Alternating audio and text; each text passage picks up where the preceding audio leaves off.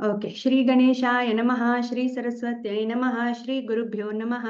ఓం శ్రీ కృష్ణాయ పరమాత్మనే నమః. ఇవాళ శ్రద్ధాత్రయ విభాగ యోగం చూద్దాము. అసలు ఏంటి దాంట్లో ఏమున్నాయని.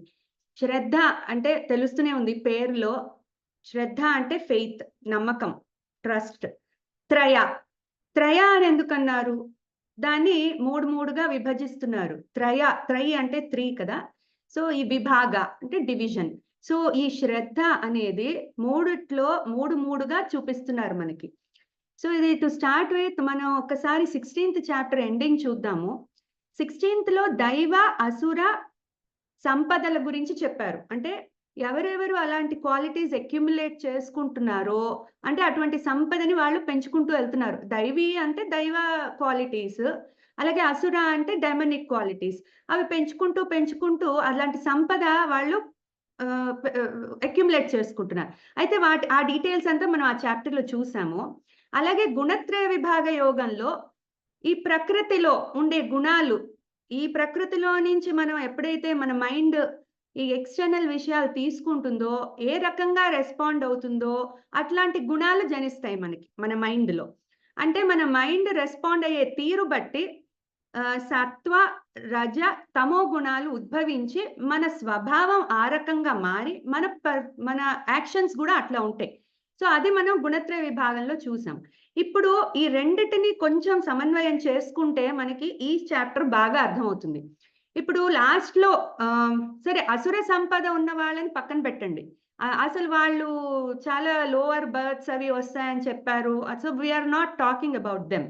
కానీ ఈ దైవ సంపద ఉన్నవాళ్ళు మాత్రం వాళ్ళు వాళ్ళెప్పుడూ గూడా మంచిగా ఉండడానికి, లేతే దైవానికి దగ్గరవ్వడానికి ట్రై చేస్తూ ఉంటారు.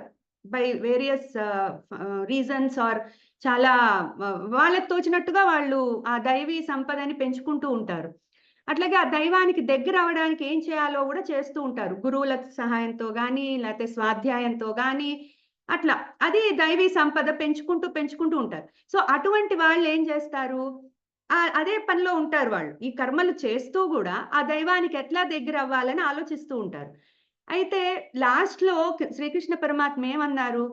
సో ఈ శాస్త్రంలో ఎవరైతే ఈ శాస్త్రం అంటే మన వేదాలు, ఉపనిషత్తుల్లో ఉన్న ఆహ్, శాస్త్రం ప్రకారం కర్మలు చేస్తూ వెళ్తారో వాళ్ళు వాళ్ళు అసలైన దైవీ భక్తులు అన్నట్టుగా అన్నారు. అయితే ఇప్పుడు అర్జునుడికి ఒక డౌట్ వచ్చింది. ఇప్పుడు శాస్త్రం అంటే అందరికీ తెలీదు కదా! మరి. ఇప్పుడు నార్మల్ ఒక కామన్ మ్యాన్‌కి శాస్త్రంలో ఏముందో ఎలా తెలుస్తుంది? తనకు ఒక గురువు ఉండకపోవచ్చు. అట్లాగే తనకి ఆ శాస్త్రం ని రీచ్ అవ్వలేకపోవచ్చు. అయితే వాళ్ళేం చేస్తారు మరి వాళ్ళు గూడా వాళ్ళకి తగ్గట్టుగా ఒక దేవత మీద నమ్మకం పెట్టుకుని వాళ్ళకి తోచినట్టుగా కొన్ని వాళ్ళని వాళ్ళు ప్యూరిఫై చేసుకోవడానికి కొన్ని యాక్షన్స్ చేస్తూ ఉంటారు. అంటే యాక్షన్ అంటే ఇప్పుడు మన జీవితం కోసం, మన జీవనం కోసం మనం ఏదో ఒక పని చేసుకుంటాం. డబ్బులు సంపాదించుకుంటాం. అది ఒక యాక్షన్. అది ఒక డ్యూటీ అంతే. కానీ అపార్ట్ ఫ్రమ్ థాట్ చాలా మంది వాళ్ళని వాళ్ళు ప్యూరిఫై చేసుకోవడానికి అంటే పుణ్యం సంపాదించుకోవడానికో, లేతే పాపాలు తగ్గించుకోవడానికో వాళ్ళు చాలా యాక్షన్స్ చేస్తూ ఉంటారు. చాలా అవి అట్లా చేసేవాళ్ళేంటి శ్రద్ధతో చేస్తారు. వాళ్ళు ఆ శ్రద్ధనేంటి దేవత మీద లేతే ఆ పరమాత్మ మీద శ్రద్ధ, నమ్మకం పెట్టుకొని వాళ్ళు చేసుకుంటూ పోతారు. ఆ ప్యూరిఫికేషన్ యాక్షన్స్ అనేవి. కానీ అసలు శాస్త్రంలో ఏముంది అన్నది వాళ్ళకి తెలియకపోవచ్చు. తెలుసుకోవాలన్న జిజ్ఞాస ఉన్నా తెలుసుకోలేకపోవచ్చు. సో అటువంటి వాళ్ళ ప్యూరిఫికేషన్ యాక్షన్స్ వాళ్ళు చేసుకుంటూనే ఉంటారు కదా! వాళ్ళ దైవీ సంపదను వాళ్ళు పెంచుకుంటూనే ఉంటారు. సో అర్జునుడికి ఏం డౌట్ వచ్చిందంటే, ఏ శాస్త్ర విధిముత్సృజ్య యజంతే శ్రద్ధయాన్వితాః తేషాం నిష్ఠా తు కా కృష్ణ సత్వమాహో రజస్తమః. ఇప్పుడు అర్జునుడికి ఆల్రెడీ ఈ గుణాలు, స్వభావం అది ఒక ఐడియా వచ్చింది. గుణత్రయ విభాగంలో విన్నాడు కాబట్టి. ఇప్పుడు ఏం అడుగుతున్నాడంటే కృష్ణుడిని ఇప్పుడు నువ్వు చెప్పావు శాస్త్రం తెలుసుకుని చెయ్యాలి అని. కానీ ఏ శాస్త్ర విధి ముత్సృజ్య చాలా మందికి ఆ శాస్త్రం ఏంటో తెలియకపోవచ్చు.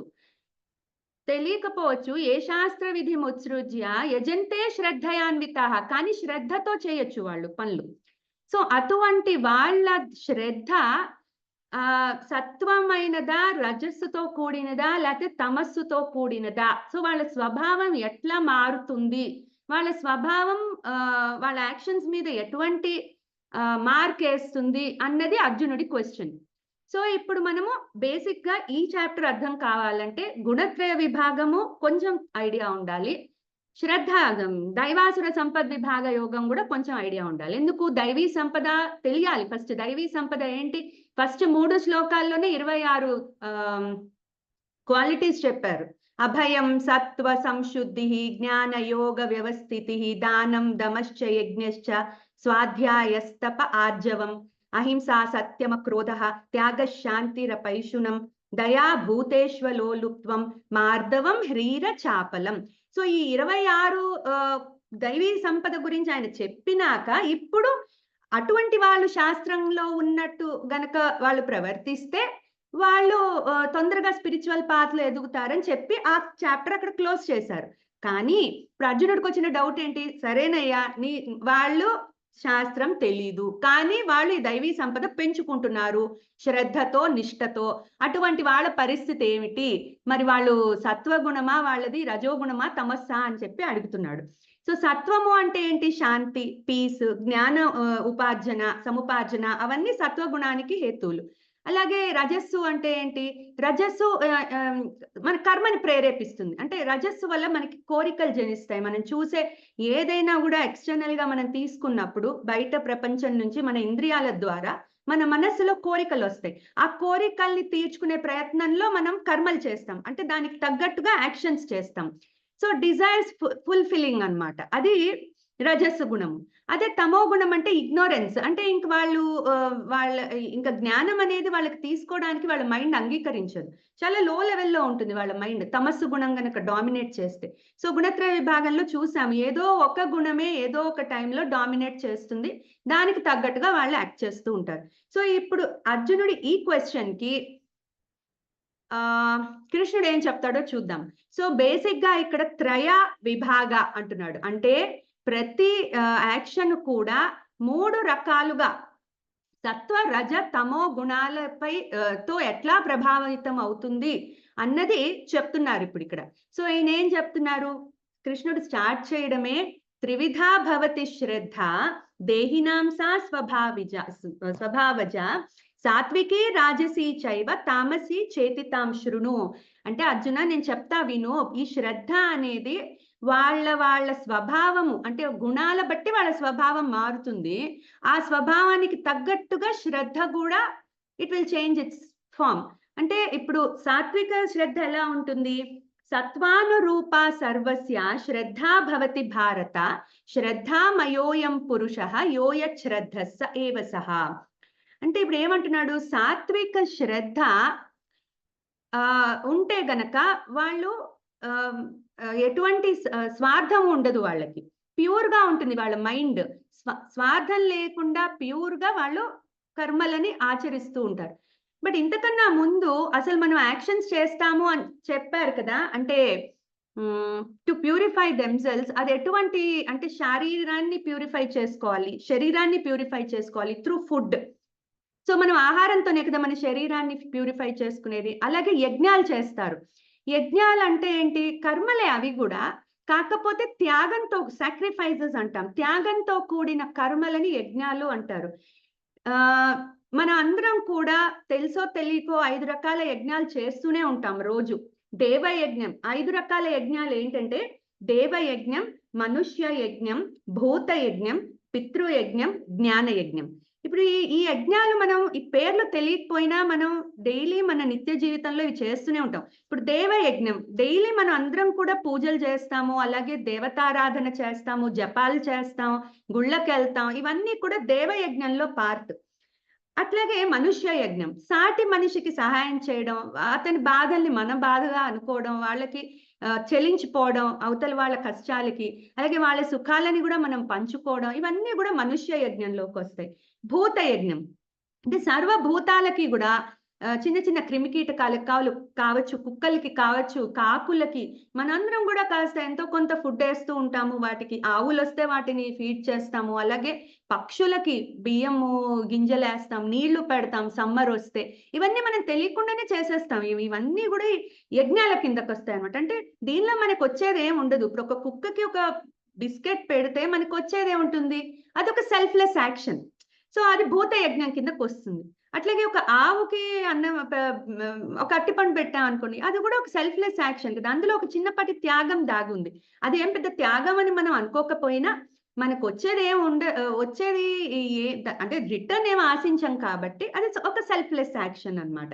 సో, అట్లా భూత యజ్ఞం. నెక్స్ట్ పితృయజ్ఞం. అంటే మన పూర్వీకులు కాలం చేసిన వాళ్ళకి మనం తిథులు పెడతాం, ఆరాధనలు పెడతాము, తర్పణాలు వదులుతాము. ఇవన్నీ గూడా పితృయజ్ఞం. ఎందుకు పైలోకాల్లో ఉన్న మన లీనియేజ్ వాళ్ళకి మనం ఒక మనం వాళ్ళని గుర్తుపెట్టుకొని ఇట్లా వాళ్ళ పేరున ఏదో ఒకటి చేస్తూ ఉంటాం. అది పితృయజ్ఞం. నెక్స్ట్ జ్ఞానయజ్ఞం. జ్ఞానము అంటే పరమాత్మ గురించి తెలుసుకోవడం, ఆ పరమాత్మతో ఎట్లా ఏకం అవ్వాలి, ఇవన్నీ కూడా జ్ఞాన యజ్ఞంలోకొస్తాయి. సో, ఈ యజ్ఞాలన్నీ కూడా మనం తెలుసో తెలియకో రోజు చేస్తూనే ఉంటాం. అంటే ఇవన్నీ మనం ప్యూరిఫై చేసుకోవడానికి చేస్తాము. సో, ఇప్పుడు శరీర ప్యూరిఫికేషన్ ఎలా జరుగుతుంది? ఒక స్నానం చేస్తూనో, లేతే ఒక ఫుడ్ మంచిగా తీసుకుంటూనో పౌష్టికత వస్తుంది శరీరానికి. దాన్ని మనం కాపాడుకోవాలి కదా! మన శరీరం ఉంటేనే కదా మనం ఏది చేసినా గూడా. మన ఉనికి అనేది శరీరంతోనే ఆధారపడి ఉంది. సో, శరీరాన్ని మనం కాపాడుకుంటూనే ఉంటాం. సో, అది ఎట్లాగో అంటే ఆహారం ద్వారా. అట్లా యజ్ఞము. తర్వాత తపస్సు చేస్తారు. తపస్సు అంటే ఒక ప్రిన్సిపల్స్ అండ్ వాల్యూస్. మనకి ఒక ప్రిన్సిపల్ పెట్టుకుంటాము. ఇప్పుడు నేను ఇవాళ ఉపవాసం ఉంటాను అనుకున్నామనుకోండి. అదొక ప్రిన్సిపల్ అంతే. నేను ఈ రోజంతా ఏమీ తినను. సో, అదొక తపస్సు. ఆ తపస్సులాగా అంటే తపస్సు అంటే ఏంటి? మనం ఇక్కడ ఈ ఫిజికల్ వరల్డ్‌లో, మెటీరియల్ వరల్డ్‌లో ఉంటూనే స్పిరిచువాలిటీని మనలో మనం పెంచుకోవడానికి చేసే ఒక ప్రయత్నం తపస్సు. అంటే మన మైండ్ ప్యూరిఫై అవ్వాలి. అది ఏ రకంగా మనకి మనమే రూల్స్ పెట్టుకుంటామనమాట. సెల్ఫ్ ప్రిన్సిపల్స్ అన్నీ పెట్టుకుంటాం. అటువంటిదే తపస్సు. ఇప్పుడు ఒక పిల్లాడున్నాడు. వాడు ఐఏఎస్ చదవాలనుకోండి. వాడేం చేస్తాడు? ఒక తపస్సులాగా చదవాలి. ఒక 5, 6 ఏళ్ళు చదివితే అప్పుడు వాడు కావాలనుకున్న గోల్ రీచ్ అవుతాడు. అట్లా ఒక సైంటిస్ట్ ఉన్నాడు. ఏదో కనిపెట్టాలనుకుంటాడు. ఒక తపస్సులాగా చేస్తాడనమాట. దానికోసం వాళ్ళు ఏ ప్రిన్సిపల్స్ అయితే పెట్టుకుంటారో అవన్నీ ఫాలో అవుతూ వాళ్ళు ఆ వర్క్ చేస్తూ ఉంటారు. సో, అది తపస్సు. నెక్స్ట్ దానం. చారిటీ ఇస్తారు చాలా మంది. దానాలు ఏ రకమైన దానాలు? అన్నదానం చేస్తారు, వస్త్రదానం జేస్తారు, అట్లాగే విత్తదానం మనీ ఇస్తారు అవసరం అయిన వాళ్ళకి. ఈ దానాలన్నీ కూడా మనం ప్యూరిఫై చేసుకోవడానికే. సో, ఇటువంటి యాక్షన్స్ అన్నీ శ్రద్ధతో చేస్తూ ఉంటారు కాబట్టి ఈ యాక్షన్స్ అంటే ఇందులో శాస్త్రం ఎట్లా ఉంది అన్నది తెలిసినా తెలియకపోయినా మనందరం ఇవి చేస్తూనే ఉంటాం. అందుకని అర్జునుడి క్వెషన్ కరెక్ట్‌గా మనలాంటి వాళ్ళ కోసమే. మనకి శాస్త్రం తెలిసినా తెలియకపోయినా మనం శ్రద్ధతో, నిష్టతో ఇవి చేస్తున్నాం కాబట్టి, సో, మనది ఎటువంటి సా గుణంలోకి ఇదొస్తుంది అంటే సాత్విక శ్రద్ధ అవుతుందా అది? లేకపోతే రాజసిక శ్రద్ధ, లేకపోతే తామసిక శ్రద్ధ అని అడిగాడు. సో, ఇప్పుడేంటంటే ఈ అధ్యాయంలో కృష్ణుడు ఇవే అటెంప్ట్ చేస్తాడు. వీటి గురించే మాట్లాడతాడు. ఎందుకంటే ప్రతి వాళ్ళు కూడా ఈ యాక్షన్సే చేస్తారు. వాళ్ళని ప్యూరిఫై చేసుకోవడానికి. అందుకని ఇప్పుడు ఆయన స్టార్ట్ చేయడమే 3 రకాలైన శ్రద్ధ ఉంటుంది. నేను చెప్తాను తెలుసుకో అని చెప్పాడు. సో, సాత్విక శ్రద్ధ ఉన్న వాళ్ళు సెల్ఫ్‌లెస్‌గా ఉంటారు. వాళ్ళకి ఎటువంటి ఆహ్ స్వార్థము ఉండదు. సమాజం కోసమో, లేకపోతే ఒక హైయర్ లెవెల్ ఆఫ్ కాజ్ కోసం చేస్తూ ఉంటారు వాళ్ళు. అది సాత్విక శ్రద్ధ. ఒక గుడి కట్టించడమో, లేకపోతే ఆ గుడిలో డైలీ ఒక అన్నదానం చేయడమో, ఇవన్నీ కూడా ఏంటంటే, ఏమి ఆశించకుండా నిష్కామంగా చేయడము శ్రద్ధ ఉంటుంది. శ్రద్ధ అంటే ఏంటి? ట్రస్ట్ కదా! దేవుడి మీద ట్రస్ట్, నమ్మకము, విశ్వాసము అవున్నప్పుడే ఆ శ్రద్ధ అనేదొస్తుంది. సో, అట్లా ఉన్నది సాత్విక శ్రద్ధ. తర్వాత రాజసిక శ్రద్ధ ఏంటి? యజంతే సాత్వికాదే. తర్వాత ఈ సాత్విక శ్రద్ధ ఉన్నవాళ్ళు దేవతారాధన, దేవతల్ని ప్రార్థిస్తారు. ఎందుకు? అది భక్తితో ప్రార్థిస్తారు. మనం చూసాం గదా! భక్తి యోగంలో. భక్తి ఎలా ఉండాలి? భక్తుడు ఎలా ఉండాలి, భక్తి యొక్క సాధనాలేంటి, భక్తి యొక్క సాధనాలు మీ అందరికీ గుర్తున్నాయనే అనుకుంటున్నాను. అయినా ఒకసారి చెప్తున్నా మళ్ళీ. 4 సాధనాలు చెప్పారు. ఒకటి ధ్యానము, తర్వాత అభ్యాసము, మత్కర్మ, సర్వకర్మ ఫలత్యాగం. ఈ 4 8వ శ్లోకం నుంచి 11వ శ్లోకం వరకు చెప్పారు 12వ అధ్యాయంలో. సో మనం ఏది చేయకపోయినా ఇది చేయలేనే అని బాధపడక్కర్లా. రెండోది చేసుకోవచ్చు. ఇప్పుడు నేను ధ్యానంలో కూర్చోలేను ఎక్కువసేపు, అభ్యాసం చెయ్యి. నువ్వు అభ్యాసం చెయ్యి ధ్యానంలో కూర్చోడానికి. నువ్వు అది చేయలేవనుకో, మత్కర్మలు చెయ్యి. మత్కర్మలకు 9 రకాలైన నవవిధి భక్తి సాధనాలు చెప్పారు. శ్రవణం, కీర్తనం, అర్చనం, పాదసేవనం, అట్లా 9 చెప్పారు. సో ఎవరికి చేతనైన భక్తి వాళ్ళ లెవెల్లో వాళ్ళు చేసుకుంటూనే ఉంటారు. ఇక్కడ ఏంటి అంటే బేసిక్ గా మనం అర్థం చేసుకోవాల్సింది, భగవద్గీత అనేది మన ఫిట్మెంట్ చూసుకోవాలి. మనం భగవానుడు ఇన్ని ఆల్టర్నేటివ్స్ ఇచ్చాడు. మనం ఎక్కడ ఫిట్ అవుతున్నామో చూసుకుని అక్కడి నుంచి మనం పైకి ఎదగడానికి ట్రై చేయాలి. సో ఇట్లా ఈ సాత్విక శ్రద్ధ ఉన్న వాళ్ళు భక్తి మార్గంలో చక్కగా నిలిచి ఉండి వాళ్ళు ఆ దేవత ఆరాధన గాని ప్రాపర్ గా దైవీ ప్రార్థనలు, జపాలు అలా చేసుకుంటూ ఉంటారు. కానీ వాళ్ళకి ఎటువంటి ఇంకా నిష్కామంగా ఉంటారు. వాళ్ళు పెద్ద కోరికలు ఏమి ఉండవు. They are at higher level అనుకోవాలి. నెక్స్ట్ రాజసిక శ్రద్ధ ఉన్న వాళ్ళు కోరికలతో చేస్తారు. కోరికలు ఉన్నప్పుడు ఎట్లా ఎటువంటి ఒక కోరిక ఇప్పుడు డబ్బులు కావాలంటే కొన్ని హోమాలు చేయండి అని చెప్తారు. అంటే గురువుల సహాయంతో చేస్తూ ఉంటారు వాళ్ళు, పెద్దవాళ్ళు, గురువులు. ఎట్లా ఇప్పుడు స్వర్గానికి వెళ్ళాలి అనుకుంటారు కొంతమంది. అటువంటి వాళ్ళు ఎటువంటి హోమాలు చేయాలి, ఎటువంటి యజ్ఞాలు చేయాలి, ఎటువంటి దానాలు చేయాలి, ఇవన్నీ కూడా వాళ్ళు ఒక గైడెడ్ గా ఉంటాయి. కాకపోతే వాళ్ళు అదేంటంటే కోరికతో చేస్తారు. ఆ కోరిక ఎప్పుడైతే వస్తుందో, మనం ముందు కూడా అనుకున్నామో, అది రాజస లక్షణం. కోరికలు ఉన్నాయి అంటే రాజస లక్షణం. అట్లాగే ఇప్పుడు ఈ కోరికలతో చేస్తారు కానీ శ్రద్ధగా చేస్తారు. గురువులు చెప్పినట్టు చేస్తారు, అక్కడ అందులో ఉండే రూల్స్ అన్ని ఫాలో అవుతారు, చక్కగా అన్ని చేస్తారు వాళ్ళు. సో కానీ అది రాజసిక శ్రద్ధ. ఎందుకు? కోరికలతో కూడి ఉంది కాబట్టి. ఇంకా తామసిక శ్రద్ధ వాళ్ళేంటి, వాళ్ళకి అసలు ఇక ఎక్కడ లేని చాలా ఈ లోకానికి కాకుండా ఏవేవో కోరికలు ఉంటాయి. ఇంకా వాళ్ళకి అసలు ఇగ్నోరెన్స్ అన్నమాట, అజ్ఞానంతో ఉంటూ ఉంటారు వాళ్ళు. సో చాలా మూర్ఖంగా, మొండిగా, శ్రద్ధగా ఉంటారు వాళ్ళు కూడా. సో మోస్ట్లీ వీళ్ళు ఎట్లాంటి వాళ్ళంటే ఈ బ్లాక్ మ్యాజిక్ చేసేవాళ్ళు, తర్వాత క్షుద్ర పూజలు చేసేవాళ్ళు. వీళ్ళకి కోరికలే, కాకపోతే అజ్ఞానంతో కూడిన కోరికలు. ఆ అజ్ఞానం వల్ల ఏంటి, వాళ్ళు కూడా ఆ డైరెక్షన్ లో శ్రద్ధగానే చేస్తారు. మరి వాళ్ళకి అది కావాలి కదా. సో అందుకని అది తామసిక శ్రద్ధ. ఎందుకు? దానిలో అజ్ఞానం కూడి ఉంది. అజ్ఞానం ఎప్పుడైతే ఆ జ్ఞానాన్ని వెయిల్ చేసేస్తుందో, అంటే ఆ జ్ఞానాన్ని మనకి తీసుకోనివ్వదు మన బ్రెయిన్. ఇంకా అజ్ఞానం అంతగా ఉన్నప్పుడు మనకి ఇంకెవరు ఏం చెప్పినా కూడా వాళ్ళకి అర్థం కాదు. సో వాళ్ళ ధోరణిలో వాళ్ళు ఉంటూ ఉంటారు. అదే తామసిక శ్రద్ధ.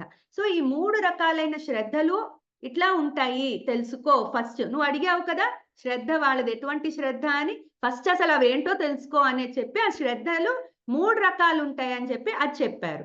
తర్వాత ఇప్పుడు ఈ శ్రద్ధలు చెప్పిన తర్వాత వాళ్ళు ఎటువంటి దేవతా ఆరాధనలు చేస్తారో చెప్పిన తర్వాత ఇప్పుడు మనము ప్యూరిఫికేషన్ ఆఫ్ యాక్షన్స్ గురించి మాట్లాడుకున్నాం కదా. సో శరీర శుద్ధి ఎలా అవుతుంది? ఆహారంతో, మేజర్గా ఆహారంలో కూడా సాత్విక, రాజసిక, తామసిక ఆహారాలు ఉన్నాయి.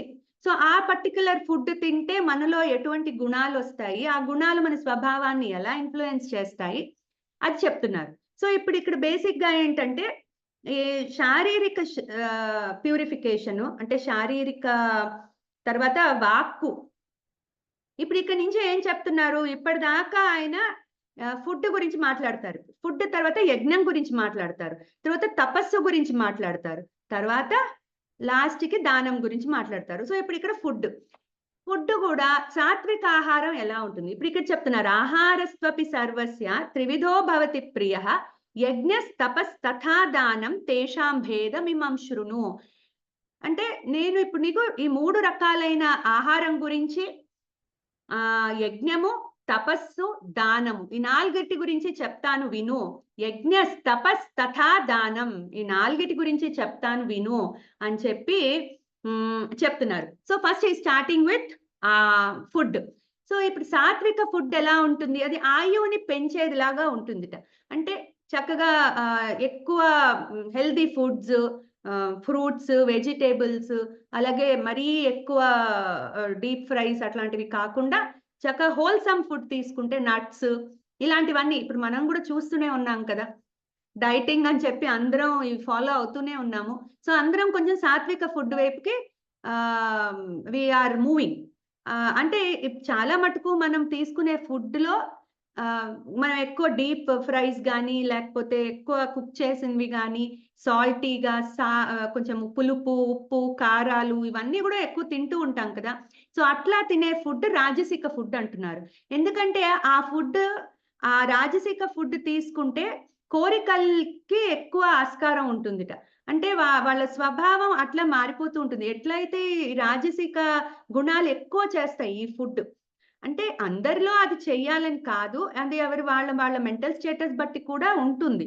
కానీ బేసిక్‌గా ఇటువంటి ఫుడ్ తీసుకుంటే వాళ్ళ గుణాలు ఇలా మారుతాయి అని చెప్పి చెప్తున్నారు. సో ఇట్లా అదే సాత్విక ఫుడ్ తీసుకుంటే వాళ్ళకి సుఖంగా ఉంటుంది. వాళ్ళకి ఎటువంటి శారీరక బాధ ఉండదు. తొందరగా అరిగిపోతుంది తిన్నదేదో.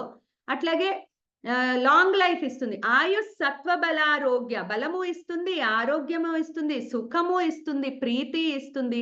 ఇవన్నీ కూడా రస్యా స్నిగ్ధా స్థిరా హృద్యాః ఆహారా సాత్విక ప్రియాః. సో ఇటువంటి ఆహారం సాత్వికమైన ఆహారం. అదే రాజసికది ఎట్లా ఉంటుంది? కట్వ, అమల, లవణ, త్యుష్ణ, తీక్ష్ణ, రూక్ష విదాహినః ఆహారా రాజసశ్రేష్టాః దుఃఖ శోకామయ ప్రదాః. చూడండి ఇవన్నీ కూడా తినడానికి బాగుంటాయి, మనకి మంచి కిక్కిస్తాయి ఇవన్నీ తింటే. కానీ అవి ఎలా ఉంటాయి? కారంగా, ఎసిడిక్ గా, ఉప్పు, తర్వాత చేదు, అలాగే వగరు, పులుపు, వేడి, ఇటువంటివన్నీ మనం తిన్నప్పుడు ఏమవుతుందంటే మనకి తొందరగా జీర్ణం కాకపోవచ్చు. అందుకని ఏమవుతుంది? మన బిహేవియర్ గూడా అలాగే ఉంటుంది. మా బాడీలో గనుక ఇరిటేషన్ ఉంటే మన యాక్షన్స్ కూడా అలాగే ఉంటాయి. గబుక్కున మనకి ఒక ఇండైజెషన్ సింప్టమ్స్ ఉన్నాయనుకోండి, ఎవరో వచ్చి మనం మాట్లాడిస్తే ఎలా రియాక్ట్ అవుతాం మనం? గబుక్కున విసుక్కుంటాం, లేకపోతే ఇరిటేట్ అవుతాం.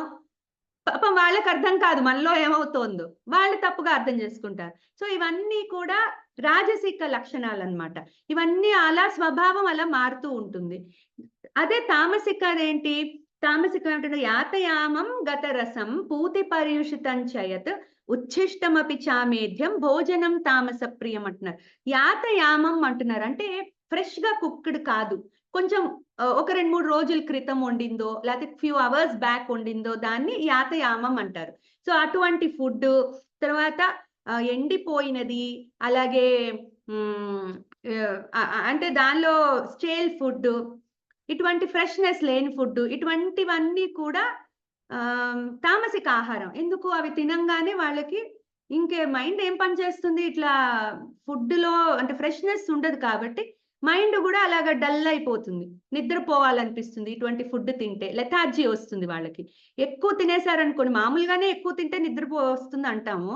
అటువంటిది ఇంకా ఇటువంటి ఫుడ్ ఎక్కువ తింటే హెవీనెస్, అలాగే ఫిజికల్ అండ్ మెంటల్ రోగాలు గూడా వస్తాయి వాళ్ళకి. సో దానివల్ల ఏంటి? మైండ్ అసలు పని చేయదు. ఎవరన్నా మంచి చెప్పినా తీసుకోలేరు. ఇంకా అజ్ఞానం చక్కగా నిండుగా ఉంటుంది వాళ్ళ మైండ్‌లో. సో ఇటువంటి ఫుడ్ తినే వాళ్ళకి తామసిక లక్షణాలొస్తాయి, రావచ్చు అని చెప్తున్నారు. సో ఈ 3 రకాలైన ఈ శ్లోకాల్లో 8, 9, 10లో ఫుడ్ గురించి చెప్పారు. ఇంకా నెక్స్ట్ యజ్ఞాల గురించి చెప్తున్నారు. మనం ఇందాక యజ్ఞాలు చెప్పుకున్నాం కదా! 5 రకాల యజ్ఞాలు. దేవ యజ్ఞం, మనుష్య యజ్ఞం, భూత యజ్ఞం, పితృ యజ్ఞం, జ్ఞాన యజ్ఞం. ప్రతి వాళ్ళము కూడా ఇవి చేస్తూనే ఉంటాం. యజ్ఞము అంటే ఏంటి? Selfless action. అంటే ఏదో ఒక త్యాగంతో కూడిన యాక్షన్ మనం చేస్తూనే ఉంటాం. అయితే ఇప్పుడు ఇక్కడ గూడా ఈ సత్వ, రజో, తమో గుణాలు ఈ మన యజ్ఞాలని ఇన్‌ఫ్లూయెన్స్ చేస్తాయన్నమాట. ఇప్పుడు సపోజ్ సాత్వికమైన యజ్ఞం ఎలా చేస్తారు? అసలు ఎటువంటి కోరిక ఉండదు వాళ్ళకి. చక్కగా శాస్త్రములో ఎట్లాగో అట్లా శాస్త్రంలో ఏముందో తెలుసుకుని చేస్తారు. వాళ్ళకంటూ వాళ్ళేమి కోరుకోరు. ఎక్కువ మటుకు స్పిరిచ్యువల్ పాత్‌లో హయ్యర్‌గా ఎదగడానికి చూస్తూ ఉంటారు వాళ్ళు. భక్తితో పాటు ఇది చేస్తూ ఉంటారు. సో, అది సాత్వికమైన యజ్ఞం అన్నమాట. సో, ఎటువంటి ఇంక వాళ్ళేంటంటే దానిలో చక్కగా నిమగ్నమై ఉంటారు. భక్తి, దాంతో పాటు ఈ ప్యూరిఫికేషన్ వీటి వల్ల. సో, ఇది సాత్వికమైన యజ్ఞం. అదే రాజసిక యజ్ఞం ఏమవుతుంది? నేనిది చేస్తే నాకొక పవరొస్తుంది. నేనొక చీఫ్ మినిస్టర్ అవ్వాలి. లేకపోతే నాకు ఇంత మనీ కావాలి. నాకింత పవర్ కావాలి. నాకింత ఫేమ్ కావాలి. ఇవన్నీ కూడా కోరికలతో చేసే యజ్ఞాలు. ఎవరో ఏదో చెప్తారు. నువ్వు ఈ దానం ఇస్తే నీకు ఇది తీరుతుంది. లేతే నువ్వు ఈ ఇది ఇది ఇంత అన్నదానం చేస్తే నీకిది తీరుతుంది. నువ్వు ఇంత వస్త్రదానం చేస్తే నీకు ఈ కోరిక తీరుతుంది. అట్లా ఏదో చెప్పంగానే వాళ్ళు ఈ యజ్ఞాలు మొదలుపెడతారు. లేతే నువ్వు సోమ యజ్ఞం చెయ్యి నీకిదొస్తుంది. నువ్వు ఇంకేదన్నా యజ్ఞం ధన్వంతరి యజ్ఞం చెయ్యి నీ ఆరోగ్యం బావుంటుంది. ఇలా బోలెడు చెప్తూ ఉంటారు. అట్లా చేసేదేంటంటే ఒక రిటర్న్ ఆశించి చేసే యజ్ఞాలన్నీ కూడా రాజసిక యజ్ఞాలు. దెన్ తామసిక యజ్ఞాలు. అసలింకా ఏంటంటే వాళ్ళు ఈ తామసిక యజ్ఞాల్లో వాళ్ళింకెవరిని ఏమి పట్టించుకోరు. కంప్లీట్‌గా అజ్ఞానంతో చేస్తూ ఉంటారు. కేర్‌లెస్‌నెస్ అందులో ఏమి హ్మ్. అంతా దంభం కోసము, తర్వాత అందులో ఏవి దంభం కోసం చేసేది రాజసిక యజ్ఞం. ఇక్కడేంటంటే విధి విధానాలు ఏమి పాటించరు. వాళ్ళకి తోచిందేదో వాళ్ళు చేస్తూ ఉంటారు. కొంతమంది అంటూ ఉంటారు గదా! హ్మ్. తాను పట్టిన కుందేలుకి మూడే కాళ్ళని. అట్లా వాళ్ళు ఎవరు చెప్పినా ఏమి వినరింక. వాళ్ళకి తోచిందేదో వాళ్ళు చేస్తూ ఉంటారు. యజ్ఞాలు చేస్తారు. కాకపోతే వాళ్ళు శ్రద్ధతోనే చేస్తారు. బట్ అది తామసిక యజ్ఞం అవుతుంది. సో, ఈ 3 రకాల యజ్ఞాలు చెప్పారు. 3 రకాలైన ఆహారాలు, 3 అంటే రకాలు కాదు. అంటే ఈ గుణాల వల్ల అదెట్లా ఇన్‌ఫ్లూయెన్స్ అయ్యి మన మెంటల్ స్టేటస్‌ని ఎట్లా ఇన్‌ఫ్లూయెన్స్ చేస్తుందో చెప్తున్నారు. నెక్స్ట్ యజ్ఞాలు. సో, ఇవన్నీ ఈ యజ్ఞాలు, తపస్సు ఇవన్నీ కూడా మనం ప్యూరిఫికేషన్ కోసమే. అంటే ఇక్కడ ఉంటూనే మనము స్పిరిచ్యువల్‌గా ఎదగడానికి చూస్తున్నాము. ఈ మనమేమి ఇక్కడ స స సర్వసంగ పరిత్యాగం చేసేసి మనం ఆశ్రమాలకెళ్ళి మనం ఏం చేయట్లేదు కదా! ఇక్కడ ఉండి మన డ్యూటీ మనం చేస్తూనే గృహస్థాశ్రమంలో ఉండి మన పిల్లల్ని మనం చదువిచ్చుకుంటూ, మన ఉద్యోగాలు మనం చేసుకుంటూ, ఇవన్నీ చేస్తూనే మనం ప్యూరిఫై చేసుకోవడానికి ప్రతి వాళ్ళు ట్రై చేస్తారు. అంటే ఎంతో కొంత పుణ్యం సంపాదించుకోవచ్చు. లేకపోతే మైండ్ ఫ్రీగా ఉండాలి. లేకపోతే నేను ఎవరికో ఎంతో కొంత ఉపయోగపడాలి. ఇటువంటి భావనలతో మనం చేస్తూ ఉంటాం ఇవన్నీ. సో, కాకపోతే అవేంటంటే మనం తినే ఆహారం వల్ల ఇన్‌ఫ్లూయెన్స్ అయ్యి ఆ స్వభావం మారి మనలో కరెక్ట్‌గా చేయకపోవచ్చు మనం. అదే ఈ నాలెడ్జ్ గనక మనం పెంచుకుంటే గబుక్కున మనం ఇవాళ ఏదన్నా ఒకటి తినకూడని పదార్థం తిన్నా మనకి మన మైండ్‌కి ఒక ఇన్‌స్ట్రక్షన్ ఇచ్చుకోగలుగుతాము. నో, నేను దాని క్లచెస్‌లోకి వెళ్ళను. నేను నా మైండ్‌ని స్ట్రాంగ్‌గా పెట్టుకుంటా. అందరం ఎప్పుడో అప్పుడు స్లిప్ అవుతూనే ఉంటాం. జిహ్వ చాపల్యం వల్లో, లేకపోతే ఎక్కడో అక్కడ ఏదో తినాల్సొస్తుంది. బలవంతంగానో, లేతే మొహమాటానికో, అట్లాంటప్పుడు ఏంటంటే గబుక్కున మన మైండ్‌ని మనం కంట్రోల్‌లో పెట్టుకోవాలి. కొంచెమే తినండి. లేకపోతే if you can't refrain totally కొంచెం తినేసి పక్కకు జరిగిపోవడం. అట్లా ఫుడ్ చేతుల్లోకి మనం వెళ్ళకుండా మన చేతుల్లో ఫుడ్ పెట్టుకుంటే దాని అది ఎటువంటి లక్షణం కలిగి ఉన్నా గూడా మనం దాని క్లచెస్‌లోకి వెళ్ళకుండా ఉంటాం. అప్పుడు మన స్వభావం అనేది మన చేతుల్లో ఉంటుంది. సో, మనకి ఇవి తెలుసుకోవడం వల్ల ఉపయోగం ఏంటంటే, మనకి మనం కంట్రోల్ చేసుకోగలుగుతాం. అదే దాని అడ్వాంటేజ్ ఇవి తెలుసుకోవడం వల్ల. నెక్స్ట్ తపస్సు గురించి చెప్తున్నారు. ఇప్పుడు తపస్సులో కూడా కొంతమంది ఒక ప్రిన్సిపల్ పెట్టుకుంటారు. ఏంటి నేను పొద్దున్నే లేస్తాను. చక్కగా నీట్‌గా ఉంటాను. నీ మంచి బట్టలేసుకుంటాను. నీట్‌గా ఉంటాను. డిసిప్లిన్డ్‌గా ఉంటాను. నేను చక్కగా పూజ చేసుకుంటా. ఇది వాళ్ళు పెట్టుకున్న ప్రిన్సిపల్ నియమం. అదొక తపస్సు వాళ్ళకి. సో, దానికి కావాల్సిన శారీరకమైన అపౌష్టికత కూడా వాళ్ళే చూసుకుంటారు. అపార్ట్ ఫ్రమ్ ఫుడ్ ఒకటి, నెక్స్ట్ మంచి నిద్రపోవడం, అట్లాగే చక్కగా నీట్‌గా వాళ్ళ ఇల్లు, ఒళ్ళు గూడా నీట్‌గా పెట్టుకోవడం. ఇవన్నీ కూడా శరీ శారీరక తపస్సనమాట. అంటే బాడీని ఫస్ట్ నీట్‌గా చూసుకుంటారు వాళ్ళు. సో, అది శారీరక తపస్సు. ఆ శరీరం బావుంటే ఏంటి మైండ్ గూడా బావుంటుంది. ఫిజికల్ అండ్ మెంటల్ 2 కూడా రిలేటెడ్ కాబట్టి ఫిజికల్‌గా బావున్నప్పుడు మెంటల్ స్ట్రెంత్ కూడా వస్తుంది. కొంతవరకు.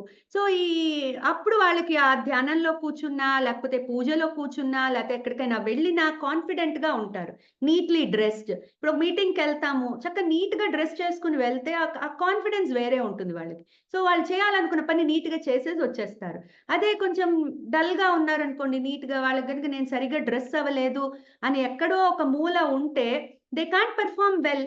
సో, అందుకనేంటి ఆ ప్రిన్సిపల్స్ అన్నీ చక్కగా పెట్టుకొని వాళ్ళ యాక్షన్‌ని వాళ్ళు పర్ఫెక్ట్‌గా చేస్తారనమాట. సో, అది శారీరక తపస్సు. నెక్స్ట్ వాక్కు తపస్సేంటంటే, నేను మంచిగానే మాట్లాడతాను. నేనెవ్వరిని బాధ పెట్టను నా మాటలతో. అట్లాగే ఇప్పుడు 2 రకాలుంటాయి. అంటే ఫ్రాంక్‌గా చెప్పాల్సొస్తుంది ఒక్కొక్కసారి. కానీ అవతల వాడు హర్ట్ అవుతాడేమో అని ఫీల్ అవుతాం మనం. అంటే ఇది చెప్పాలి, అలా అని వాళ్ళు ఫీల్ అవ్వకూడదు. సో, ఇక్కడేంటంటే మనం మాట్లాడేది అందరికి ప్రియంగా గూడా ఉండాలి, యాక్సెప్టబుల్‌గా ఉండాలి, ఫ్యాక్ట్ మాట్లాడాలి. సో, అది ఎంత కష్టం అటువంటి బిహేవియర్ కత్తి మీద సాము లాంటిదనమాట. సో, కానీ వాళ్ళు ఆ ప్రిన్సిపల్ నుంచి తప్పుకోరు.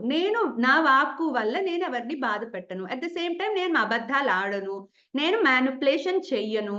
ఏది వాక్కు వల్ల, వాక్కుతో. సో, ఇట్లా వాళ్ళు ఆ ప్రిన్సిపల్ నుంచి దాటరు. ఆ గిరి గీసుకుంటారు వాళ్ళు. సో, అలా తీసుకున్నప్పుడు ఏమవుతుంది వాళ్ళు మెంటల్‌గా ఫ్రీగా ఉంటారు. ఎందుకు వాళ్ళు ఎటువంటి తప్పు చేయరు కదా! సో, వాళ్ళ మైండ్‌కి తెలుసు నేనివాళ అబద్ధం ఆడలేదు. ఇంకోళ్ళెవరిని నొప్పిపిచ్చలేదు. సో, అట్లా వాళ్ళు ఆ ప్రిన్సిపల్‌కి స్టిక్ అయి ఉంటారు. అది వెర్బల్ డిసిప్లిన్ అన్నమాట. అంటే వాక్కుతో చేసే తపస్సు. సో, అదే అటువంటిది అందరూ మంచే కోరుతూ ఉంటారు. ఆ వాక్కుతో కూడా. సో, తర్వాతేమైంది మైండ్‌లో ఆహ్, మనస్సు తపస్సు కూడా అంటే మనస్సులో కూడా నేను ఎటువంటి పిచ్చి ఆలోచనలు రానివ్వను. నా మనస్సుని నేను ప్యూర్‌గా పెట్టుకుంటాను. నేను నా ఇంద్రియాలతో ఒకవేళ ఏదన్నా బయటవి చూసినా మైండ్ కంట్రోల్ ఉంటుంది నాకు. అన్న మైండ్ కంట్రోల్ ఇక్కడ nothing but mind control. So, ఆ ప్యూరిటీ ఆఫ్ థాట్స్. మన థాట్ ఈస్ అవర్ బిహేవియర్ అంటారు. మనం ఎప్పుడైతే థాట్ ఒకళ్ళ గురించి నెగెటివ్‌గా వచ్చిందో, మన మాట గూడా నెగెటివ్‌గా వస్తుంది. యాక్షన్ గూడా నెగెటివ్‌గా అవుతుంది. అలాగే పాజిటివ్ థాట్ వస్తే యాక్షన్ పాజిటివ్‌గా ఉంటుంది. మన మాట పాజిటివ్‌గా ఉంటుంది. యాక్షన్ పాజిటివ్‌గా ఉంటుంది. సో, ఇవన్నీ కూడా ఇంటర్ రిలేటెడ్. సో, థాట్సే కదా ఫస్ట్ మనకొచ్చేది. మనం బయట నుంచి ఏదన్నా చూసినప్పుడు మనం గుణత్రయ విభాగాల్లో చెప్పుకున్నాము. మన మైండ్ ఎట్లా రెస్పాండ్ అవుతుందో అది సాత్వికంగా అవుతుందా? రాజసికంగా అవుతుందా? తామసికంగా అవుతుందా? సో, అటువంటి థాట్ మన మైండ్‌లో వస్తుంది. ఆ మైండ్‌లో రాంగానే మెమరీ మెమరీకెళ్తుందది. ఎప్పుడో ఉన్న మెమరీ కిక్ స్టార్ట్ అవుతుంది. అప్పుడేమవుతుంది? మన అవతల వాళ్ళ మీద విరుచుకుని పడతాము, లేకపోతే తిట్టేస్తాము, లేకపోతే మెచ్చుకుంటాము. అంటే మన బిహేవియర్ అంతా మన చేతుల్లో ఉండదు. కంట్రోల్ ఉండదనమాట. అదే థాట్స్ దగ్గర గనక కట్ చేసేస్తే మనము ఇంక వాక్కు, యాక్షన్ కూడా మన చేతుల్లో ఉంటాయి. అందుకని ఇదొక తపస్సు. మానసిక తపస్సు. అంటే నా మనసులో నేను ఎటువంటి థాట్ రానివ్వను అన్నది ఒక ప్రిన్సిపల్. సో, ఇప్పుడు ఇక్కడ తపస్సు రాంగానే డైరెక్ట్‌గా సాత్విక, రాజసిక, తామసిక చెప్పకుండా శ్రీకృష్ణ భగవానుడు ఫస్ట్ ఏం చెప్పాడు? శారీరక తపస్సు, వాక్కు తపస్సు, మెంటల్ తపస్సు. అంటే మానసిక తపస్సు. ఈ 3 కూడా ఎందుకు చాలా అవసరం అంటే, మనం ఎవరినైనా బాధ పెడితే వాక్కుతో, యాక్షన్‌తోనే బాధ పెడతాం. లేకపోతే మన నోరు మూసుకొని కూర్చుంటే ఎవ్వరికేం అవ్వదు. మన థాట్స్ మనలోనే ఉంటాయి. కానీ ఎంతమంది అలా మౌనంగా ఉండగలుగుతున్నాం మనము? అది మనం ఒకసారి ఆలోచించుకోవాలి. తర్వాత శారీరక తపస్సు ఎందుకు అంటే, అది ఎప్పుడైతే మనం ఆ ప్రిన్సిపల్ పెట్టుకుంటామో, దాంతో మనకు కాన్ఫిడెన్స్ ఒస్తుంది. ఎవరు మనని అసహించుకోరు. మన వల్ల ఎవరు బాధపడరు. మనకి నీట్‌నెస్ లేదనో, లేకపోతే వీడేంటి ఇట్లా ఉన్నాడనో, అట్లా ఎవరు ఇంక మనని కామెంట్ చేయడానికి కూడా ఉండదు. సో, అదొక ప్రిన్సిపల్ అన్నమాట. దానివల్ల మనం ఎవ్వరిని బాధ పెట్టడం. ఈ 3 తపస్సులు కూడా మనం ఎలివేట్ చేసుకుంటూనే, అవతల వాళ్ళని బాధ పెట్టకుండా ఒక ఫ్రెండ్లీ ఎన్విరాన్మెంట్ క్రియేట్ చేయగలుగుతాము. అందుకని ఈ 3 రకాలైన తపస్సులు ఫస్ట్ ఆయన చెప్పారు. బిఫోర్ గోయింగ్ టు సాత్విక, రాజసిక, తామసిక. సో, ఇప్పుడు సాత్విక తపస్సు గురించి చెప్తున్నారు. అంటే ఏంటి? ఇప్పుడు ఎవరేది ఈ ఈ తపస్సులు ఇలా 3 రకాలుంటాయి. ఇవే తపస్సులు యాక్చువల్‌గా. మనం శరీరాన్ని పౌష్టికంగా ఉంచుకోవడం, తర్వాత మైండ్‌ని స్ట్రాంగ్‌గా ఉంచుకోవడం, తర్వాత వాక్కుని కంట్రోల్‌లో పెట్టుకోవడం. ఇవే మెయిన్ 3 తపస్సులు. సో, ఇప్పుడు వీటిల్లో సాత్విక, రాజసిక, తామసిక గుణాలు గనక యాడ్ అయితే ఇవి ఎట్లా మారుతాయో చెప్తున్నారు. ఇప్పుడు ఆహ్, సాత్విక తపస్సు ఎలా ఉంటుంది? మళ్ళీ ఇక్కడ అదే సెల్ఫ్‌లెస్ యాటిట్యూడ్. వాళ్ళేమి ఎవరి ఎవరినో ఏదో మోసం చేయాలనో అటువంటిదేం ఉండదు. వాళ్ళ ఓన్ స్పిరిచ్యువల్ గ్రోత్ కోసం, వాళ్ళ own purification of the self ఇవన్నీ వీటి కోసమే, అంటే ఎవరో వాళ్ళని పొగడాలనో ఇదేం ఉండదు వాళ్ళకి. వాళ్ళ సెల్ఫ్ డిసిప్లిన్ అది అంతే. అది శారీరకం కావచ్చు, వాక్కు కావచ్చు, మానసికం కావచ్చు. కేవలం వాళ్ళ సెల్ఫ్ ప్యూరిఫికేషన్ కోసమే వాళ్ళు ఉంటారు. ఎవరో పొగడాలనో లేకపోతే ఎవరి మెప్పు కోసమో వాళ్ళు చెయ్యరు. ప్యూర్‌లీ స్పిరిచ్యువల్ సెల్ఫ్ గ్రోత్ అన్నమాట. తర్వాత రాజసికదేమవుతుంది? అహంకారంతో చేస్తారు. అంటే అవతల వాళ్ళతో పోటీతత్వం కావచ్చు, లేకపోతే కోరికలు కావచ్చు, లేకపోతే స్వార్థం కావచ్చు, లేతే ఎవరో పొగడాలనో, లేతే కొంతమందికి ఐడెంటిఫికేషన్ ప్రాబ్లమ్ చాలా ఉంటుంది. ఎక్కడికెళ్ళినా హైలైట్ అవ్వాలనుకుంటూ ఉంటారు. సో, వాళ్ళేవో పనులు చేస్తూ ఉంటారు దాని గురించి. ఎక్కడికెళ్ళినా గూడా వాళ్ళ మార్కెయ్యాలి. నేనెళ్ళి నా ప్రెజెన్స్ అందరూ రికగ్నైజ్ చేయాలి. ఇటువంటివన్నీ ఉంటాయి వాళ్ళకి. సో, వాళ్ళు ఈ శారీరకంగా వాక్కు ఇవి చేస్తూనే ఉంటారు. కాతే ఎప్పుడైతే రాజసిక బుద్ధి గుణము వాళ్ళలో జనిస్తుందో, అప్పుడేమవుతుంది? అవతల వాళ్ళని ఏదో ఒకటి అనడము, లేకపోతే నా అంతటి వాడు లేడు అనుకోవడం, లేతే నా వల్లే ఇదంతా జరుగుతోంది. నేను లేకపోతే ఇదేం ఉండదు అనుకోవడం. ఇటువంటివన్నీ అభావాలొచ్చి ఆ రకంగా ప్రవర్తిస్తూ ఉంటారు. అదే తామసిక ఏంటంటే ఇంకేంటంటే వాళ్ళు మూర్ఖంగా ఉంటారు. ఇందాక మనం అనుకున్నట్టే వాళ్ళెవరు చెప్పింది వినరు. ఎట్లాగో శాస్త్రం చదవాలి, శాస్త్రంలో ఉండేది తెలుసుకోవాలి అన్న ఇంటెన్షన్ ఎలాగో ఉండదు వాళ్ళకి. ఎవరన్నా చెప్పినా గూడా వినరు. ఇంకా మొండి వైఖరి చూపిచ్చి కాన్ఫ్రంటేషన్స్ చేసి, లేకపోతే ఎదిరిచ్చి, ఆర్గ్యుమెంట్స్ చేసి అనవసరంగా ఇటువంటివన్నీ చేస్తూ ఉంటారు. సో, అలాంటప్పుడు ఏమవుతుంది? అది అజ్ఞానంతో చేస్తుంటారు. అప్పుడేమవుతుంది? వాళ్ళని వాళ్ళే సెల్ఫ్ హార్మ్ చేసుకుంటారు. ఇప్పుడు ఒక్కొక్కసారి అజ్ఞానంతో నేను 10 డేస్ అన్నం తినను అని పెట్టుకుంటారు. ఏదో ఒక కార్యం కోసమో, దేనికోసమో. ఇంక మొండి వైఖరనమాట. ఆ 10 డేస్ ఎవరిచ్చినా ఏమీ తినరు. అప్పుడేమవుతుంది? వాళ్ళని వాళ్ళే బాధ పెట్టుకుంటున్నారు కదా! వాడి బాడీని వాడు బాధ పెట్టుకుంటున్నాడు. చుట్టూ పక్కనున్న వాడికి గూడా టార్చరు. అంటే మొండి వైఖరి. ఇంకెట్లాగో అట్లా అది ఎవరో చెప్తారు. అది అంటే ఆలోచన తక్కువ. ఎందుకు మన మానసిక స్థితి అంత తక్కువగా ఉంటుంది. తామసిక గుణం డామినేట్ చేసినప్పుడు, ఇంక జ్ఞానానికి ఎక్కడ తావుండదు. జ్ఞానం అంటే ఆహ్, ఎనీథింగ్ అంటే ఒక మంచి గురించి గాని, లేతే పరమాత్మ గురించి గాని, ఒక వాడి సెల్ఫ్ గ్రోత్ గురించి గాని, ఏది కూడా వాడికి పట్టదింక. సో, ఇట్లా శారీరక, వాక్కు, మానసిక తపస్సులు చేస్తూ చేసే వాళ్ళకి ఈ 3 గుణాలు ఈ గుణాలు డామినేట్ చేస్తే ఎట్లా ఉంటుంది అన్నది చెప్పారు. నెక్స్ట్ దానాలు. దానాలకొచ్చారు. దానాలలో కూడా మనం దానాలు చేస్తాము చాలా మంది. కొంతమంది సాత్వికంగా గుప్త దానాలు చేస్తూ ఉంటారు. చాలా దానాలు చేస్తారు గానీ ఎవ్వరికీ పక్కవాడికి గూడా తెలీదు వాడొక దానం చేశాడని. సో, అంటే ఆ దానం అనేది వాళ్ళు ఇచ్చేస్తారు. ఇంక మర్చిపోతారు. అటువంటి దానం. ఇంకా అక్కడ గూడా మళ్ళీ సెల్ఫ్‌లెస్ అన్నమాట. ఎటువంటి స్వార్థము ఉండదు. ఏదో వాళ్ళకి రిటర్న్ రావాలనే ఎక్స్‌పెక్టేషన్ ఉండదు. అదొక డ్యూటీగానో లేతే మళ్ళీ అది గూడా ప్రిన్సిపలే కావచ్చు. ఒక ప్రిన్సిపల్‌గానో ఇన్ని దానాలు నేను చేస్తాను. నా నెలకి నేను ఇంత అమౌంట్ నేను దానానికి పెట్టుకుంటాను అనే ప్రిన్సిపల్ కావచ్చు. అది గూడా ఒక తపస్సులా చేస్తారు వాళ్ళు. అట్లాగా వాళ్ళ ఎలిజిబిలిటీ బట్టి వాళ్ళ ఆర్థిక స్తోమత బట్టి చేస్తూ ఉంటారు. ఎవరినో చూసి మనం చేతులు కాల్చుకోలేం కదా! సో, అటువంటిది సాత్విక దానం అన్నమాట. ఇంకోటి చేశాడని ఒకళ్ళు బయలుదేరతారు. వాడంతా చేశాడు నేనింత చెయ్యాలి. లేకపోతే నేను కూడా ఈక్వల్‌గా వాడంతా చెయ్యాలి. వాడికి మంచి పేరొస్తోంది నాకు రావాలి. సో, ఇటువంటి యాటిట్యూడ్ ఎప్పుడైతే ఆ పోటీ తత్వము, పీర్ ప్రెషరు అవి ఫీల్ అవుతారో, లేకపోతే నేను చేసిన దానానికి అందరూ నన్ను పొగడాలి. నాకు సన్మానాలు చెయ్యాలి. సో, ఇటువంటివన్నీ ఎప్పుడైతే వస్తాయో అది రాజసిక దానమవుతుంది. తర్వాత ఇంకోటేంటంటే తామసిక దానం ఏంటి? అసలు ఎవరిని ఏమి ఇప్పుడు సాత్విక దానము ఎక్కడ చక్కగా రూల్స్ ప్రకారం ఇస్తారు. ఇప్పుడు ఒక హోమం చేస్తారు, ఒక యజ్ఞం చేస్తారు. అక్కడ పురోహితుడికి ఎలాంటి దానం ఇవ్వాలో చక్కగా అలాగే ఇస్తారు. చక్కగా గౌరవపరుస్తూ, చక్కగా అన్ని రూల్స్ ప్రకారం ఇస్తారు. కానీ తామసిక దానంలో ఏంటి? అహంకారం. ఏదో ఇచ్చేసాము. బలవంతంగా రాంగ్ ప్లేస్‌లో, రాంగ్ టైమ్‌లో ఏదో వాడి చేతిలో పెట్టేసి దానం అయిపోయిందంటారు.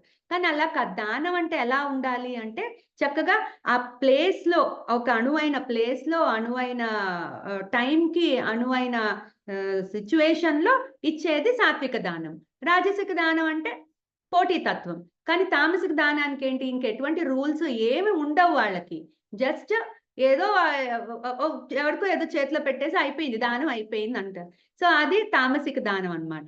సో, ఇప్పటి వరకు కృష్ణుడు ఏం చెప్పాడు? ఇప్పుడు మనం చేసే ప్యూరిఫికేషన్ యాక్షన్స్ ఏవైతే ఉన్నాయో, అంటే ఆహారం గాని, అలాగే యజ్ఞము, తపస్సు, దానాలు కూడా ఇట్లా మన గుణాల బట్టి అవి ప్రభావితమయ్యి, ఆ రకంగా అవి ట్రాన్స్‌ఫార్మ్ అవుతూ ఉంటాయి. అవి ఒక్కొక్కసారి మన చేతుల్లో కూడా ఉండవు. ఆ గుణాల బట్టి మనం మూవ్ ఆన్ అయిపోతూ ఉంటాం.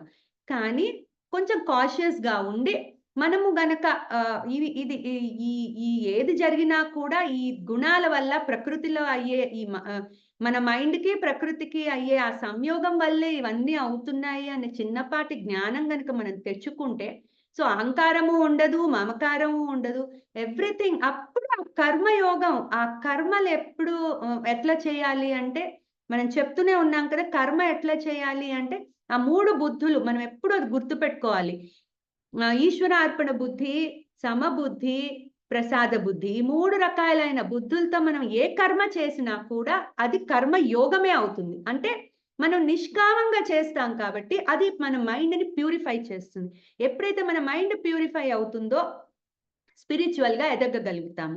సో, అందుకని ఇప్పుడు కృష్ణుడు ఏం చెప్తున్నాడు? ఓకే. నువ్వు ఇవన్నీ చేస్తున్నారు వాళ్ళు. శ్రద్ధతోనే చేస్తున్నారు. కానీ ఈ గుణాల వల్ల తప్పిదాలు జరగొచ్చు. ఆ తప్పుదాల వల్ల ఏమవుతుంది? మళ్ళీ పాప పుణ్యాల దీంట్లో పడి కర్మ బంధాల్లో ఇరుక్కోవచ్చు. అందుకని ఏం చెప్తున్నారు? ఏది చేసినా కూడా ఓం తత్సత్ అనే మన ఈ 3 వాక్యాలు, ఈ 3 పదాలు చెప్తాంట మనం. చెప్పాలి. మనం ఏ దానం చేసినా, మనం ఏ యజ్ఞం చేసినా, ఇవన్నీ కూడా ఓం తత్సత్ అని అనుకుంటూ మనం గనక చేస్తే, మన ఏదన్నా తప్పిదాలు జరిగినా కూడా తెలుసో తెలియకో అవి మనం వాటి నుంచి బయటపడతాం. అంటే ఆ పాప కర్మల నుంచి బయటపడతాము. ఆ కర్మ బంధాల్లో ఇరుక్కోకుండా ఉంటాం. అయితే ఓం అంటే ఏంటి?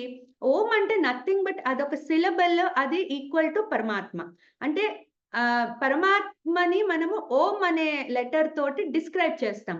ఓం అన్నామంటే మనలో ఉండే షట్‌చక్రాలు కదిలిపోతాయి. అంటే మనలో ఉండే ఆ ఎనర్జీ, పరమాత్మ ఎనర్జీ ఏదైతే ఉందో అది మనము యాక్టివేట్ చేస్తాం. అంటే అది అబ్సల్యూట్ ట్రూత్. అంటే ఇంక బ్రహ్మము అది. అది పరమాత్మతో ఈక్వల్ అన్నమాట. తర్వాత తత్ అంటే నేను ఇప్పుడు మనం మహావాక్యం చెప్తాం కదా! తత్వమసి లేతే ఏంటి త్వం త్వం తత్వమసి. తత్ త్వము అసి అంటే తత్ అంటే పరమాత్మ గురించి. త్వం అంటే మన గురించి. అసి అంటే కలపడం. సో, మన సెల్ఫ్‌ని మనం పరమాత్మతో ఎట్లా యునైట్ చేస్తామనేది తత్వమసి. సో, అది మహావాక్యం అంటారు. లేతే జీవ బ్రహ్మైక జీవము బ్రహ్మంతో ఐక్యం కావడాన్ని మహావాక్యం అంటారు. సో, ఈ ఓం అనేది మనకి అలా మనం ప్యూరిఫై చేసుకోవడానికి, మన ఎనర్జీ లెవెల్స్ రైజ్ చేసుకోవడానికి హెల్ప్ చేస్తుంది. అలాగే తత్ అంటే ఇంక నేను పరమాత్మకి ఇదంతా అర్పిస్తున్నాను. మనం అనుకున్నాం కదా ఇందాక ఈశ్వరార్పణ బుద్ధి అని. అది మనం తెలిసినా తెలియకపోయినా ఈ తత్ అనే వర్డ్ గనక వాడి మనం మనం గనక చారిటీ గాని, లేకపోతే సాక్రిఫైస్ గాని చేసినప్పుడు అంటే నేను ఇదంతా కూడా పరమాత్మకి అర్పిస్తున్నాను అనే భావన మనలో మనం పెంచుకుంటున్నాం. సో, అది అప్పుడేమవుతుంది, రిజల్ట్ ఏదొచ్చినా కూడా నేను యాక్సెప్ట్ చేస్తాను అనే మెంటల్ స్టేటస్ మనలో ఎక్కువగా ఉంటుంది. నెక్స్ట్ సత్. అంటే నేను చేసేది మంచి కార్యము. ఓం అంటే పరమాత్మ. నేనేది చేసినా గూడా పరమాత్మకే అర్పిస్తాను. నేను మంచి కార్యం చేస్తున్నాను. సత్కార్యము అంటే మంచి కార్యము. ఈ 3 ఓం తత్సత్ అంటే అందుకని ఓం తత్సదితి నిర్దేశః బ్రహ్మణస్త్రివిధ స్మృతః బ్రాహ్మణాస్తేన వేదాశ్చ యజ్ఞాశ్చ విహితాః పురా. అంటే ఈ 3 అక్షరాలు నిర్దేశించబడ్డాయి. మనం ఏ పని చేసినా గూడా ఈ 3 అనుకుంటే గనక మనం చేసే పనులలో ఏదన్నా తప్పిదాలు జరిగినా కూడా అది నల్లిఫై అయిపోతుందన్నమాట. సో, ఆ డిఫెక్ట్స్ ఏదన్నా ఉంటే నల్లిఫై అవుతాయి. అందుకని ఓం తత్సదిత్. సో, ఇప్పుడు ఇవేవి చేసినా కూడా మనం ఈ 3 అక్షరాలు, ఈ 3 వర్డ్స్ అనుకుని గనక చేస్తే అదేమవుతుందంటే అది పరమాత్మ మన మీద ఉండదు. ఆ కర్తృత్వ భావం అనేది మన మీద ఉండదు. తప్పులు జరిగినా తప్పులు జరిగినా, ఒప్పు జరిగినా పాప పుణ్యాలు మన మీదకి రావు. పరమాత్మ ఇంక will take care of it అన్నమాట. సో అందుకని ఈ 3 ఉండాలి. అలాగే ఇప్పుడేం చెప్తున్నారంటే ఈ 3 ఇప్పుడు శ్రద్ధ గురించి అంతా చెప్పారు కదా! సో శ్రద్ధతో చేసే వాళ్ళంతా ఇప్పటి వరకు అర్జునుడి క్వెషన్ ఆయన ఆన్సర్ చేయలా. అంటే రాజసిక ఫెయితా లేతే అదా అన్నది ఆయన క్లియర్‌గా చెప్పలే. అన్ని డివైడ్ చేసుకుంటూ వచ్చారు. అంటే శ్రద్ధ అనేది 3 రకాలుగా ఉంటుంది. తర్వాత ఆహారంలో 3 రకాల గుణాల వల్ల 3 రకాల ఆహారం ఉంది. అలాగే యజ్ఞాలు 3 రకాలు గుణాల వల్ల 3 రకాలున్నాయి. దెన్ దానాలు 3 రకాల గుణాల వల్ల 3 రకాల దానాలు, తపస్సులు గూడా. మళ్ళీ శారీరక తపస్సు, వాక్కు తపస్సు, మానసిక తపస్సులు ఎట్లా ఎఫెక్ట్ అవుతాయి 3 గుణాల వల్ల అది చెప్పారు. చెప్పి ఇప్పుడేమంటున్నారంటే శ్రద్ధయా అశ్రద్ధయా పరం లాస్ట్ శ్లోకంలో అశ్రద్ధయా హుతం దత్తం తపస్తప్తం కృతం చయత్ అసదిత్యుచ్యతే పార్థ నచ తత్ ప్రేత్యనో ఇహ. అంటే శ్రద్ధ లేని ఏ పని కూడా అసత్ కార్యం అవుతుంది. అంటే కరెక్ట్ యాక్షన్ అవ్వదు అని చెప్తున్నారు. అంటే ఇప్పుడు ఆయన ఏం కన్క్లూడ్ చేశారంటే అర్జునుడు అడిగింది అది సాత్విక శ్రద్ధ, రాజసిక శ్రద్ధ, తామసిక శ్రద్ధ అని అడిగాడు. కానీ శ్రీకృష్ణ భగవానుడు అదొక్కటే చెప్పకుండా డీటెయిల్డ్‌గా చెప్పారు. మనం ఎట్లా ప్యూరిఫై చేసుకోవడానికి ఏం యాక్షన్స్ చేస్తామో, ఈ గుణాలు వాటిని ఎట్లా ఇన్‌ఫ్లూయెన్స్ చేస్తాయి చెప్పి ఏమంటున్నారు? అశ్రద్ధయా హుతం దత్తం. అంటే శ్రద్ధ లేకుండా గనక ఏది చేసినా కూడా అది అసత్ కార్యం అవుతుందిట. అసదిత్యుచ్యతే పార్థ నచ తత్ ప్రేత్యనో ఇహ. అంటే అటువంటి యాక్షన్ ఇహలోకంలోనూ పరలోకంలో కూడా ఎవరికి మంచి చెయ్యదు. అంటే ఇప్పుడు మనం ఏం అర్థం చేసుకోవాలి ఈ చాప్టర్ లో నుంచి? ఆయన ఏం చెప్పారు? ఓకే, ఇన్ని చెప్పారు, అన్నిట్లో కూడా గుణాలు ప్రభావితం చేస్తారని చెప్పారు. కానీ మనకి అల్టిమేట్ లెర్నింగ్ ఏంటి ఈ చాప్టర్ లో అంటే శ్రద్ధతో చేస్తే నువ్వు ఒకవేళ శాస్త్రం తెలియకపోయినా కూడా అది నీకు మంచే జరుగుతుంది. కానీ గుణాలని మనము మానిటర్ చేసుకుంటూ ఉండాలి. మన మైండ్ ఎలా రెస్పాండ్ అవుతోంది, మన మైండ్ లెవెల్ ఏంటి, మన మైండ్ ఎటువంటి స్థితిలో ఉంది. సో అది మనం ఎప్పుడు మానిటర్ చేసుకుంటూ ఉండి శ్రద్ధతో గనక సరే శాస్త్రం తెలుసుకోగలిగితే ఫైన్, గురువుల ద్వారా, పెద్దల ద్వారా, లేకపోతే పుస్తకాల ద్వారా శాస్త్రం తెలుసుకుని చేస్తే ఫైన్. లేదు, శాస్త్రం తెలుసుకునే శక్తి లేకపోయినా శ్రద్ధతో సాత్వికంగా ఏది చేసినా కూడా మనకి అది మంచే జరుగుతుంది. రాజసిక తామసికాలని కొంచెం తగ్గించుకుని, తామసికం వదిలేయాలి, రాజసికాన్ని కూడా కొంచెం తగ్గించుకుని సాత్విక శ్రద్ధ, సాత్విక ఆహారం తీసుకుంటూ, సాత్విక యజ్ఞాలు చేస్తూ, సాత్విక తపస్సు చేస్తూ, సాత్విక దానాలు చేస్తే మనం అంతా సత్కర్మలు చేసిన వాళ్ళమే అవుతాము. సో ఇప్పుడు ఇక్కడ క్లియర్ గా సత్కర్మ అంటే ఏంటి, అసత్కర్మ అంటే ఏంటి అన్నది ఇక్కడ ఎస్టాబ్లిష్ చేశారు. సో మనం అందరం కూడా సత్కర్మలు చేయడానికే ట్రై చేయాలి. సో ఈ చాప్టర్ లో బేసిక్ గా ఇదే చెప్పారు. సత్వ రజ తమో గుణాలు ఈ ఆహారాన్ని ఎలా ఎఫెక్ట్ చేస్తాయి, శ్రద్ధని ఎలా ఎఫెక్ట్ చేస్తాయి, ఆహారాన్ని ఎలా ఎఫెక్ట్ చేస్తాయి, యజ్ఞాలని, తపస్సుని, దానాలని ఎలా ఎఫెక్ట్ చేస్తాయని చెప్పి చివరికి మనం అందరం ఓం తత్సత్ అనే పదాలు మన నోట్లో ఉండాలి ఎప్పుడు. అప్పుడు మనం ఏ పని చేసినా తెలిసి తెలియక చేసే మిస్టేక్స్ అన్ని కూడా నల్లిఫై అయిపోయి వాటి ఇంపాక్ట్, నెగటివ్ ఇంపాక్ట్ మన మీద లేకుండా మనము ఒక మంచి దారిలో ఉండగలుగుతాం. సో అన్ని కూడా సాత్విక లక్షణాలు పెంచుకోగలిగితే ఈ మనకి ఇక్కడ స్పిరిచువల్ గా కూడా మనకి అంత మంచి జరుగుతుంది. సో ఇదేండి శ్రద్ధాత్రయ విభాగ యోగము. సో ఎవరికైనా ఏమైనా డౌట్స్ ఉంటే అడగచ్చు.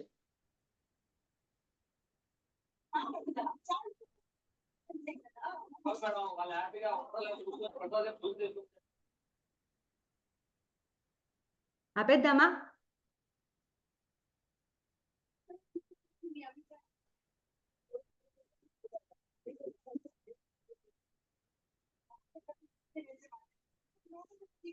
సరే. ఎవరికైనా ఏదైనా డౌట్స్ ఉంటే నాకు కాల్ చేయండి, మాట్లాడండి పర్వాలేదు. సో, ఇప్పుడైతే స్టాప్ చేస్తున్నాను ఇంక నేను. ఓకే. జ్ఞానానందమయం దేవం నిర్మలస్ఫటికాకృతిం ఆధారం సర్వవిద్యానాం హయగ్రీవముపాస్మహే ఏతత్ ఫలం శ్రీ సద్గురు దివ్య చరణారవిందార్పణమస్తు. సర్వం శ్రీకృష్ణార్పణమస్తు.